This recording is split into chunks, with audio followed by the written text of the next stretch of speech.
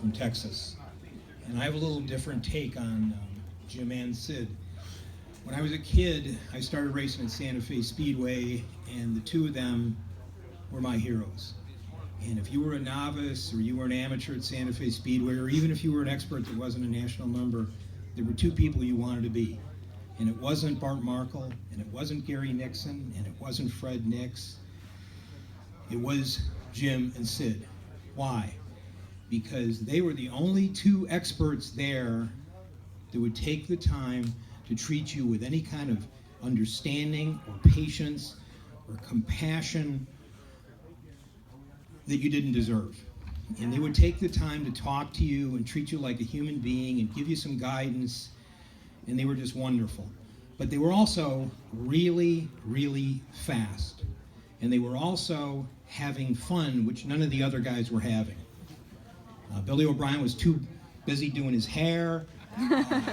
Markle was too busy just being ornery. Nixon was calling everybody out. This man was over in the corner, just wanted nothing to do with anybody. Fred Nix was incredibly shy and wouldn't even talk to people. They were the guys. They were the two guys everybody wanted to be. To the extent, and none of us aspired to ever be them. We knew we could never be that good.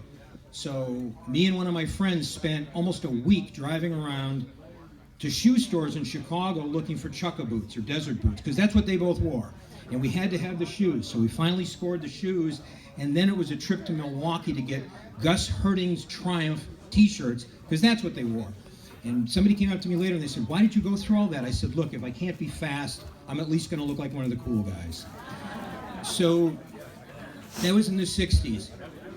And Jim had some health problems later, and we'd always stayed in touch. And one day he called me up, and this is probably 25 years ago, and he said, "Hey, I've got my health problems under control. I think I've still got some racing left in me, and I want to do some racing. What do you think I ought to do?" And I said, "Well, I think you ought to do short track." And he said, "Well, what kind of bike?" And I said, "A Sprint." And he goes, "Do you know of any for sale?" And I said, "No.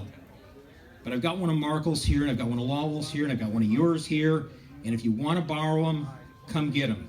And he said, "Well, what's the deal?" I said, "I want them back when you are absolutely done with them." 2 nights later, there's a knock at my door, and I turn the light on, and here's this old man standing in the doorway. And I opened the door, and I said, "I'm really sorry." And he goes, "What?" I said, "Mr. McMurran, I can't believe Jim sent you to get these bikes." And he goes, "Who the hell do you think I am?" I said, "You're either Jim's dad or his grandfather, because Jim doesn't look like that." And he goes, "It's me." I go, "Oh, God, what happened to you?" He goes, "Do you have any mirrors in your house?" I said, "No." So we loaded the bikes, loaded spare parts, wheels, gearing, and everything else, and he left the next morning.